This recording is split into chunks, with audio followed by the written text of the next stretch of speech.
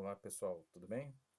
Por aqui professor Paulo, professor de História, Filosofia e Sociologia da Rede Estadual de Educação do Estado do Rio de Janeiro, produzindo aqui mais um vídeo, uma teleaula, uma videoaula, nesse caso uma aula sobre Sociologia para turmas do primeiro ano do ensino médio. Lembrando que eu estou fazendo essas gravações, dessas aulas, por conta de estarmos vivenciando agora, no ano de 2020, o período da pandemia do coronavírus, que obriga a estarmos fazendo nossas aulas à distância, em sistema de home office. Desde já eu deixo registrado que, eventualmente, podem ocorrer alguns ruídos que são pertinentes de quem está gravando em casa, sem ter todo aquele aparato de um estúdio propriamente dito, mas a gente não deixa de oferecer o conteúdo para vocês. Hoje, então, reforçando, aula de Sociologia do ensino médio para turmas do primeiro ano, e nós vamos estar hoje a aula do dia, confirmando aqui, dia 18 de maio de 2020, ok? Portanto, uma segunda-feira, para as duas turmas de primeiro ano que eu trabalho. Bom, gente, eu vou projetar o material que nós utilizamos em sala de aula, que é o atividades autorreguladas, que eu já falei em aulas anteriores. Vou projetar aí na tela e vocês vão fazendo o acompanhamento da leitura. A gente vai lendo, eu vou explicando e vocês vão verificando se ficam com alguma dúvida ou não. Eu vou experimentar também hoje fazer aqui a projeção de alguns materiais, além do material, talvez vou tentar botar um vídeo. Como vai ser minha primeira experiência de colocação de vídeo, não sei se vai dar certo, mas vamos tentar também. Um vídeo meramente ilustrativo dentro da temática que eu vou apresentar para vocês. Deixa eu ver aqui a projeção.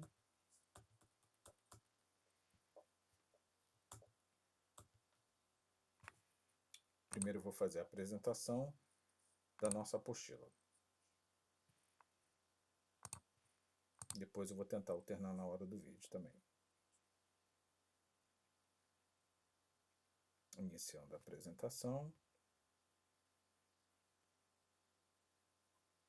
Muito bem. Então vocês estão vendo aí a apostila na tela e eu vou fazer a leitura. Bom, lembrando, confirmando, aula de Sociologia. Deixa eu colocar aqui para mim também.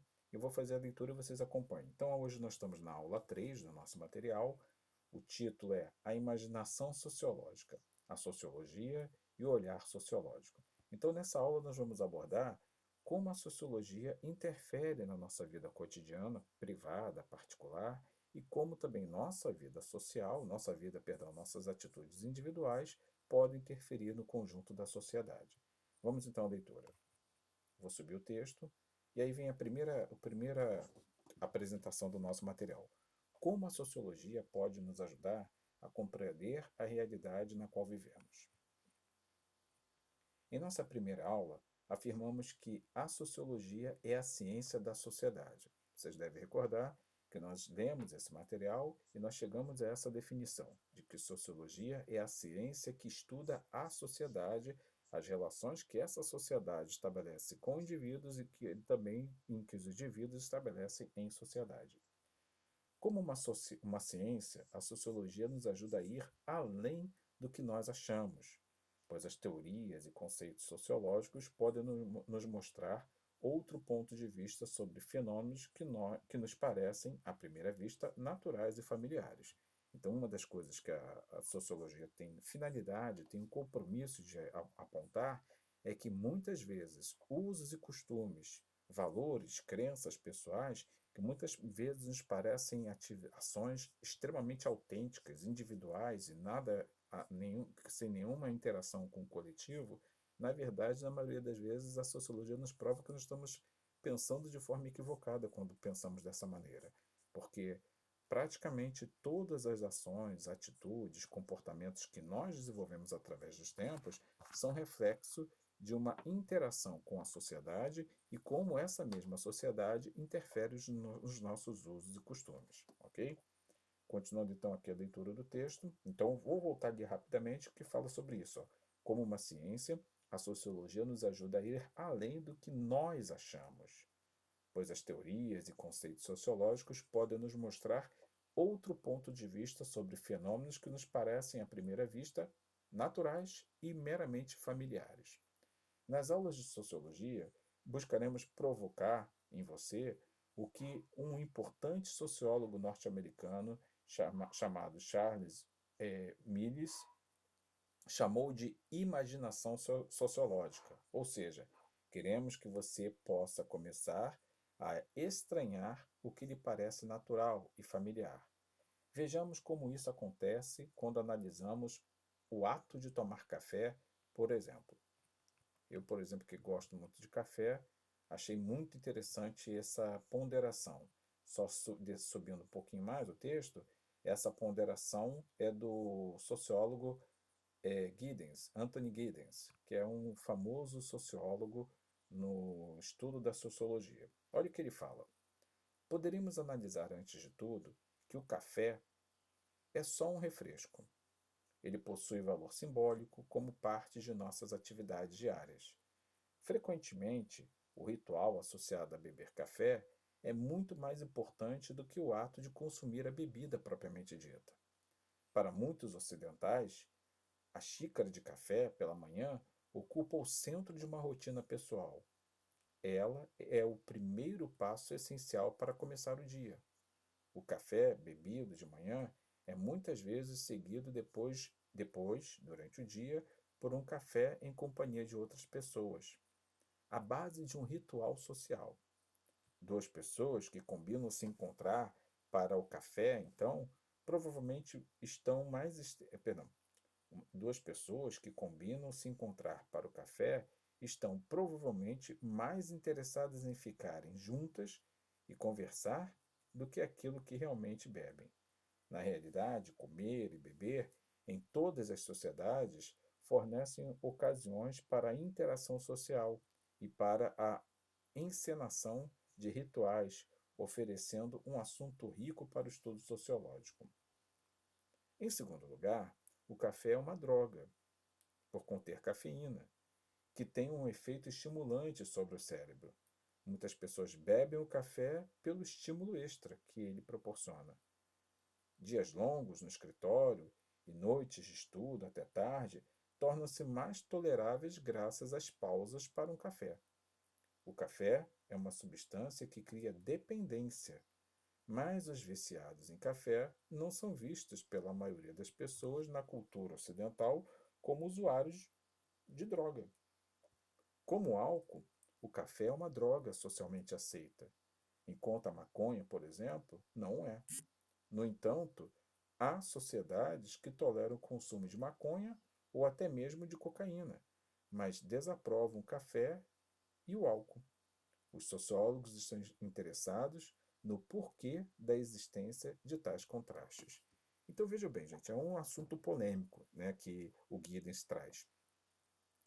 Se nós virássemos hoje na nossa sociedade e falássemos assim aqui no Brasil, vamos liberar as drogas, vamos liberar o uso da maconha, vamos liberar o uso da cocaína, muitas pessoas iam ter reações extremamente assustadoras ou até assim calorosas no sentido de combater essa ideia.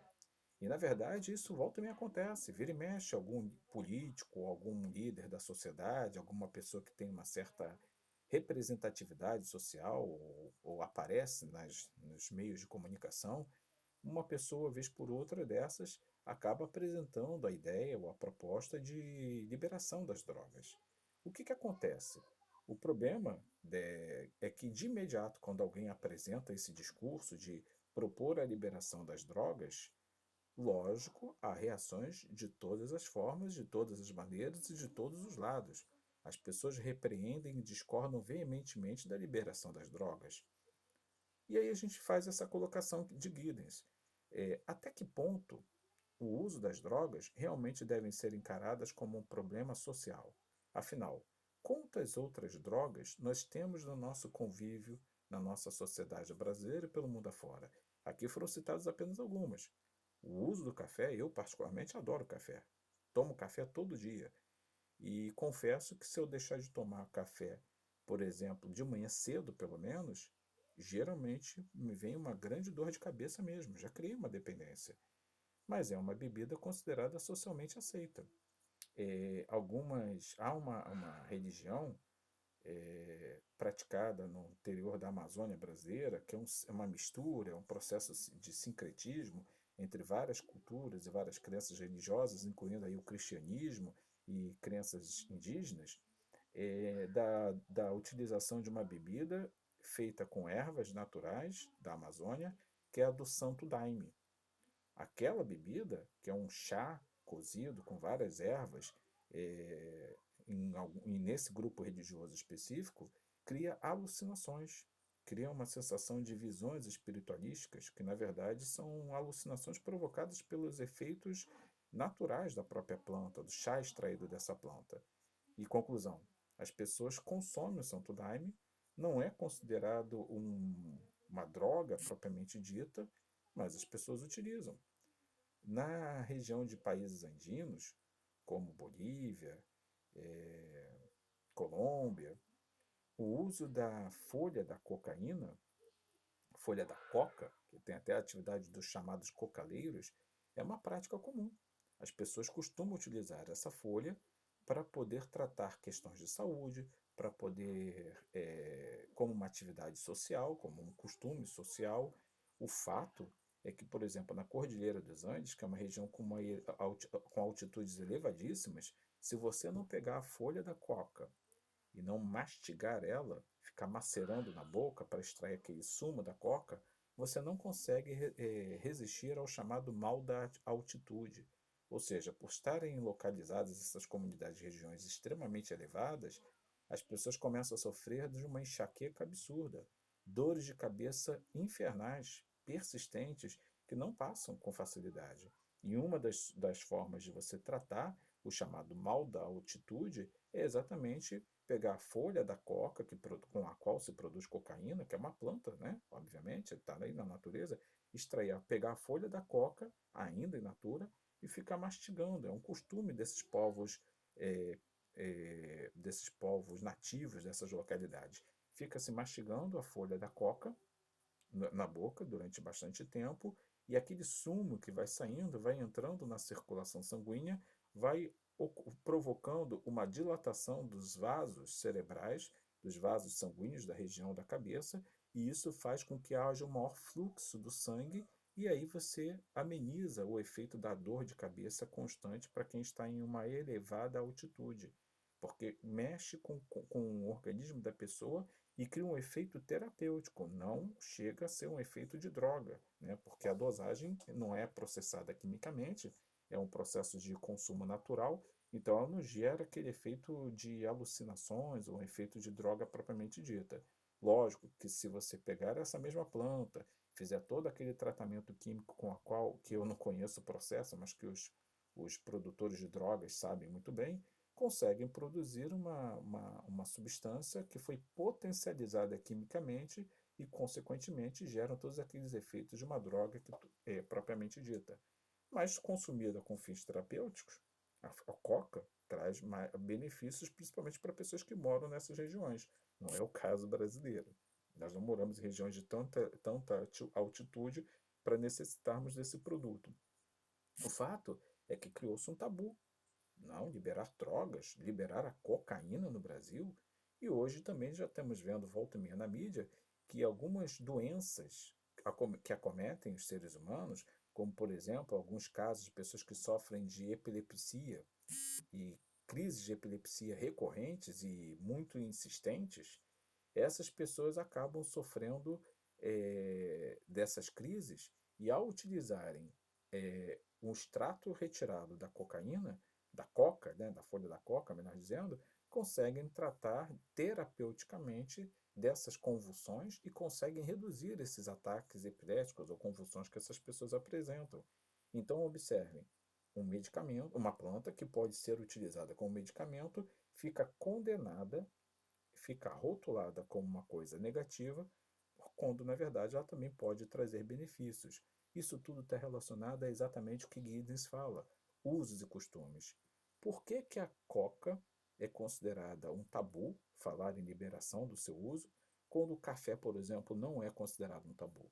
Todo mundo consome café, mas é fato que o café é estimulante, é fato que o café traz benefícios para a atividade cerebral, torna a nossa vida mais dinâmica, nos dá mais empolgação quando nós estamos com sono, nos dá maior fluência de pensamentos, é um estimulante. Mas é um estimulante aceito socialmente, mas não deixa de ser uma droga. E é uma droga também de origem vegetal. As bebidas alcoólicas, a mesma coisa. São produtos extraídos de extratos vegetais, como por exemplo o álcool, né, vem da cana, ou o álcool que é produzido a partir, quando não é acrescido numa bebida, mas ele é produzido a partir da fermentação de determinados extratos vegetais, como por exemplo o vinho, que a partir da fermentação da uva cria-se, ou do suco da uva, cria-se o vinho. Eu não sou profundo conhecedor do assunto, mas são potencializados através de processos específicos. E, no entanto, as bebidas alcoólicas ou com alto teor de fermentação que produz o álcool não são considerados drogas criminosas, são consideradas drogas lícitas.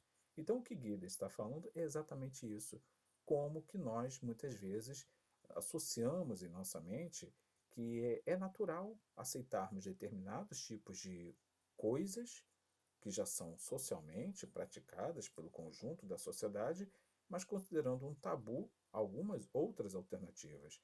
Então, usar droga, como a cocaína ou seus componentes, seria um tabu. Não, que liberação de drogas, isso é um absurdo, a sociedade vai enlouquecer. E até que ponto a nossa sociedade já não está louca? Até que ponto nossa sociedade, com a utilização das chamadas drogas legais permitidas, já não pratica atos absurdos? Inclusive o próprio álcool. Afinal, foram necessárias a criação de leis, como por exemplo a criação da Lei Maria da Penha, para impedir que homens agridam as mulheres ou para tentar frear o abuso de homens que geralmente, depois de terem tomado bebida por horas a fim, e socialmente falando, chegam em casa e, porque estão alterados por conta do teor alcoólico na corrente sanguínea, acabam agredindo suas companheiras. Vai me dizer então que o álcool não tem seus efeitos negativos? No entanto, é uma droga permitida. Então, o que Gideon está apresentando é isso: como nós assumimos um comportamento socialmente aceito diante de algumas situações e recusamos outras possibilidades por conta também dessas mesmas influências sociais. Outro exemplo que a gente pode citar é o cigarro. O cigarro é produzido a partir a partir de extratos vegetais, e o fumo do cigarro, propriamente dito, ele é uma substância que só traz malefícios.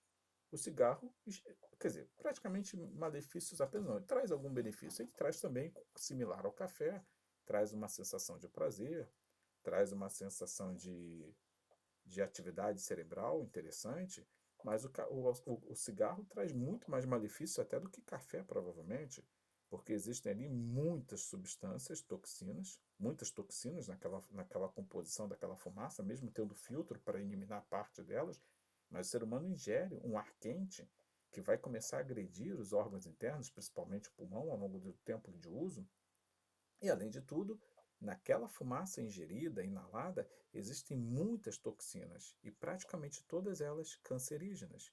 Então você está ingerindo uma substância que está apenas não apenas prejudicando o seu próprio organismo, mas está prejudicando o organismo de todas as pessoas à sua volta, porque você está usando cigarro, você está ingerindo aquela fumaça com um filtro na ponta que fica próximo à boca. Então aquele filtro ajuda a eliminar um pouco, reduzir um pouco as toxinas. Mas aquela fumaça que está saindo do seu cigarro e está sendo espalhada no ambiente onde você está fumando, ela está sem filtro. E aquela que você ingeriu, que você jogou para fora posteriormente, ela foi parcialmente filtrada, mas enquanto o cigarro está queimando, aquela fumaça que está sendo queimada, ela não passou pelo filtro do próprio cigarro e está sendo distribuída ali no ambiente. Todas as pessoas à sua volta, inclusive as crianças, estão inalando. Os não fumantes, são chamados fumantes passivos, estão inalando essa fumaça e estão se intoxicando com substâncias cancerígenas absurdas. No entanto, é extremamente normal, corriqueiro, comum nós estarmos em família ou em grupos de amigos, reunidos em restaurantes, bares, festas de aniversários em ambiente familiar. E o que é mais comum é a gente observar a presença de fumantes que estão lá no meio de crianças, no meio de pessoas não fumantes, interagindo normalmente como se nada demais estivesse acontecendo. quando na verdade aquele fumante ou aqueles fumantes naquele ambiente com crianças e pessoas que não fumam estão distribuindo câncer gradativamente através da sua fumaça para todos. E nem por isso o cigarro deixa de ser uma droga, apesar de não ser visto pela sociedade como uma droga propriamente dita. Isso tudo tem a ver com os comportamentos que a sociedade estabelece, como a sociedade é influenciada, ou, aliás, como o indivíduo é influenciado por um pensamento coletivo, social, e como também o indivíduo pode influenciar o pensamento de um conjunto de pessoas da sociedade. O cigarro, ele obviamente também chegou a esse nível que se encontra. O cigarro chegou a ser essa droga que não causa tanto espanto na sociedade quando falar fulano é fumante. As pessoas consideram isso relativamente comum, porque já se tornou comum a presença de fumantes na sociedade e nas famílias, inclusive, apesar de todo mundo saber dos malefícios que ele possui. E por que nós chegamos a isso? Exatamente porque a influência da sociedade sobre o indivíduo é uma coisa presente. Quantas campanhas publicitárias existiram e ainda existem nos tempos, através dos tempos, para influenciar as pessoas a fumarem? Quando hoje a gente percebe que a legislação brasileira ela tenta coibir um pouco a publicidade de cigarros e bebidas, mas eu sou de uma época que, principalmente anos 80, 90, no Brasil, era totalmente liberada a publicidade de cigarros e bebidas alcoólicas nos grandes veículos de comunicação, com destaque para a televisão. Era considerado uma coisa normal.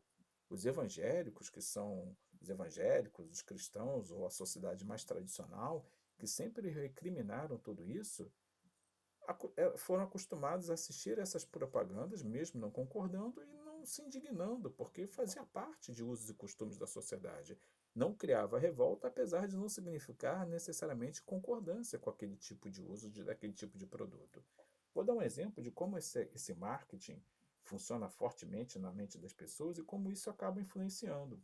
Eu vou tentar tirar aqui do material que está projetado, vou tentar botar no vídeo para ver se vocês conseguem ter uma percepção de como isso acontece. Vou interromper ali a projeção. Eu vou tentar projetar agora um outro material que é o vídeo. Não sei se o áudio vai sair legal, mas eu vou tentar botar para vocês aí, tá? Só um minutinho, por favor.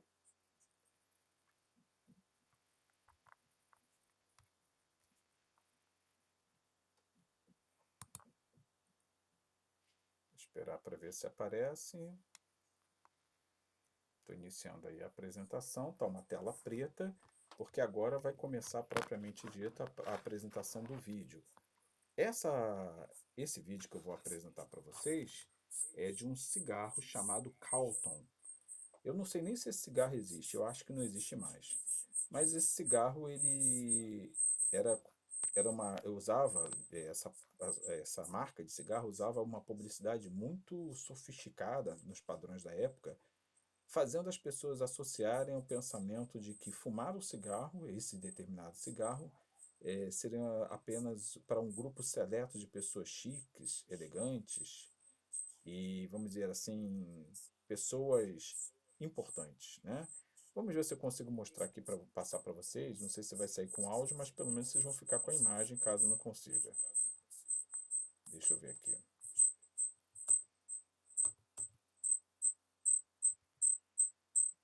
Vou botar aqui então para vocês.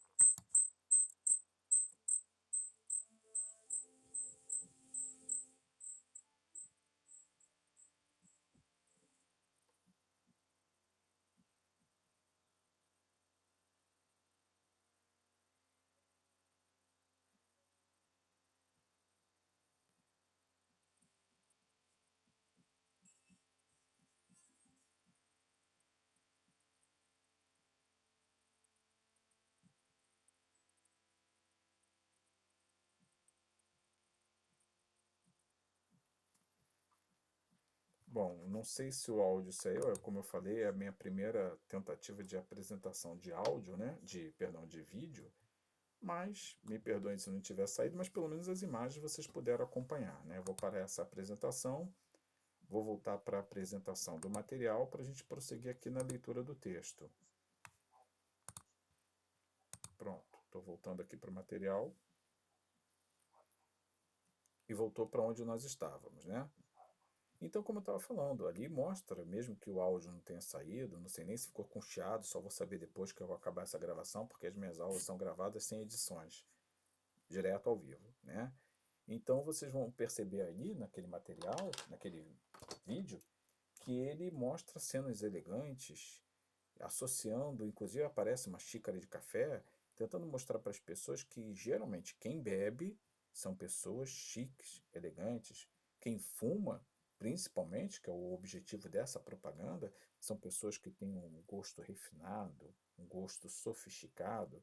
E não é à toa que durante os anos 80 e 90, com toda essa campanha publicitária que existia, fazia com que as pessoas de maior poder aquisitivo desejassem e praticassem o ato de fumar. E isso geralmente era mais praticado pela classe média alta.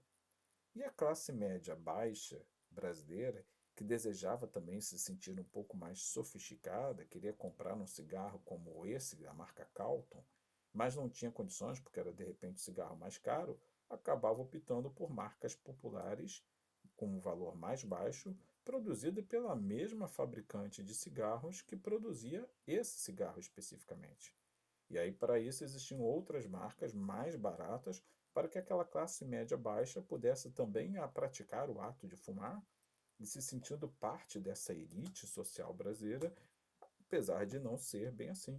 O cigarro necessariamente não quer dizer que a pessoa, por fumar, que ela pertence, ela faz parte daquela faixa social mais elevada. Isso mostra como nós somos norteados no nosso dia a dia por influências sociais. É isso que Giddens quis abordar. Vamos continuar aqui então na leitura do texto para a gente seguir mais adiante. No texto acima, percebemos como o sociólogo Anthony Giddens partiu de uma atividade cotidiana, aparentemente natural e familiar, como tomar café, analisou e refletiu sobre este comportamento individual e costume da sociedade, indo além do pensamento comum sobre o ato de tomar café. Pronto. O sociólogo colocou sua imaginação sociológica em prática quando fez a conexão entre o ato de tomar café e a primeira vista, que à primeira vista pode ser apenas uma atitude individual, com outros fenômenos sociais, como o fato de ter um valor simbólico, por exemplo. Ele percebeu que quando convidamos alguém para tomar café, o mais importante não é o líquido café, e sim o encontro que ele proporciona, ou o fato de ser visto como um ato de educação de quem convida. Deste ponto de vista, pode ser pensado como um ritual social. Você concorda? Eu particularmente concordo. É extremamente comum aqui em casa, em outras casas que eu já visitei de amigos, né? Quando não estávamos nessa situação de pandemia, o quanto, como é uma política, uma prática social do bem receber, da educação, da gentileza. Então, quantas vezes eu não fui recebido por pessoas a quem eu estava visitando com um cafezinho à tarde ou até em outros horários. E da mesma forma, quantas pessoas já não vieram fazer visitas aqui em casa e nós nos servimos um cafezinho, às vezes acompanhado de algum lanche, biscoito, bolo e etc. É um costume social, é uma prática social. Muitas vezes a pessoa pode falar assim, mas eu não me enquadro nessa situação, Paulo, eu não gosto de café. Você pode não gostar de café, mas certamente você faz uso de outros produtos, outros alimentos e bebidas que são reflexos de uma influência do conjunto da sociedade. O sociólogo faz ainda uma comparação entre o café, visto como uma bebida que cria dependência, e outras substâncias que criam dependência. Porém, não são vistas da mesma forma pela sociedade. Falei bastante sobre isso aqui, né? Continuando. Novamente lhe perguntamos: por que você frequenta a escola? Será somente uma decisão pessoal, sua, ou a sociedade, de alguma forma, influencia nesta decisão? Muitas vezes, muitos alunos nem param para pensar por que tem que ir para a escola. Alguns até reflitam, consigam refletir, aliás. Não, e para que eu vou à escola? Eu vou para a escola porque a lei determina assim. Eu vou para a escola porque meus pais querem que eu vá para a escola para eu poder estudar e ter uma profissão, ter um futuro mais à frente. Mas, de um modo geral, por que que nós vamos à escola? Além da questão legal, que hoje no Brasil determina que toda pessoa na faixa etária escolar tem que estar na escola matriculada, passível até de punições legais, além disso, temos uma questão cultural. Quando surgiu a primeira escola na humanidade? Lá na Grécia Antiga, lá na Antiguidade. E foi um costume que veio sendo passado pelos tempos, repassado, e um bom costume, por sinal, mas hoje, no Brasil, nós reproduzimos isso não apenas por um fator de um conjunto de leis existentes, mas também por um fator de influência social. Influência social que transcende aos próprios limites territoriais do brasileiro. Na verdade, até nem é apenas exclusivo da época atual que nós vivemos, na Idade Contemporânea. Vem lá da Idade Antiga e foi um uso e costume transmitido através dos tempos e dos vários povos até a nossa sociedade atual. Então, olha como é que nós sofremos influências sociais. É isso que está sendo dito aqui. Continuando. Ou seriam as duas respostas ao mesmo tempo? Se você respondeu que as duas respostas procedem, sua resposta foi correta. Para o sociólogo Anthony Giddens, uma das tarefas da sociologia é investigar as conexões entre o que a sociedade faz de nós e o que fazemos de nós mesmos. Para ele, nossas atividades tanto modelam o mundo social ao nosso redor, como ao mesmo tempo são modeladas por esse mundo social. É aquilo que eu tenho falado frequentemente desde o início das nossas aulas. Nós, seres humanos, somos influenciados pela sociedade, ou seja, somos moldados pela sociedade, somos acostumados a aceitar a influência da sociedade sobre vários aspectos, usos e costumes, como da mesma forma, individualmente, podemos influenciar a sociedade em usos e costumes também, modificando usos e costumes. Vamos tentar compreender melhor. Leia o texto abaixo. O que você acha de obedecer regras, de cumprir ordens, de seguir caminhos que foram pré-estabelecidos para você? É provável que você e muitos de seus colegas digam que não gostam de obedecer regras, e alguns cheguem mesmo a afirmar que com uma pontinha de orgulho que só fazem aquilo que gostam ou que têm vontade. Pois saibam que não é bem assim que as coisas acontecem. Mesmo que você se considere um rebelde, você está muito mais dentro da ordem que imagina, principalmente se você é um aluno devidamente matriculado no ensino médio e está lendo este texto na escola ou em sua casa. O texto acima diz que estamos muito mais dentro da ordem do que imaginamos, no meio pelo qual entramos na ordem, ou seja, aprendemos as regras, valores e padrões que existem mesmo antes de você nascer. Chama-se processo de socialização.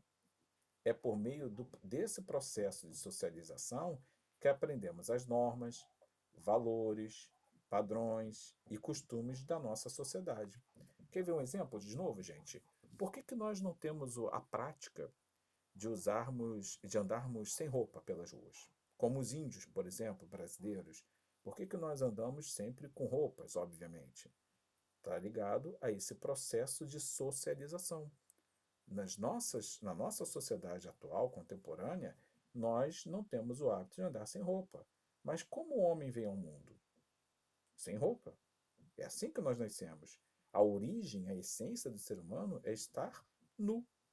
Mas, lógico, por uma série de valores sociais, inclusive por entendermos que o andar nu interfere em emoções, em impulsos sexuais, ou na estimulação de impulsos sexuais, então criou-se esse processo de socialização em que a roupa é uma necessidade, não apenas de proteção, proteção principalmente contra o frio, contra os efeitos climáticos, mas também por uma questão de controle de impulsos sexuais.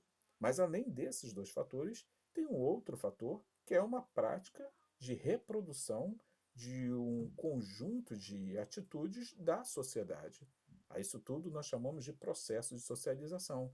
Entretanto, você pode, para trazermos aqui uma reflexão, entretanto, os povos nativos, os índios, eles conseguem controlar seus impulsos sexuais, só utilizá-los no momento devido, apesar de andarem todos nus. Por que isso acontece lá e não acontece aqui na nossa sociedade?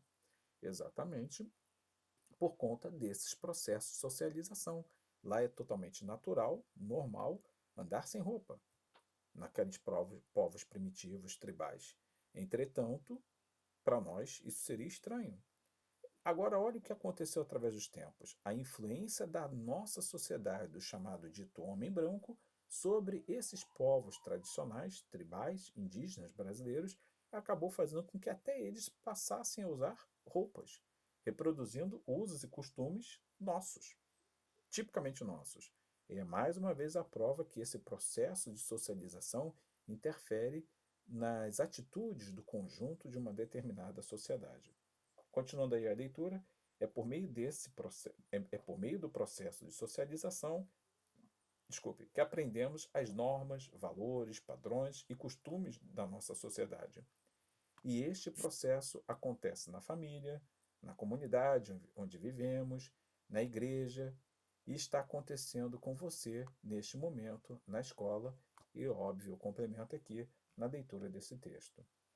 Essas regras, padrões e normas que influenciam nossos comportamentos são um dos principais interesses da sociologia.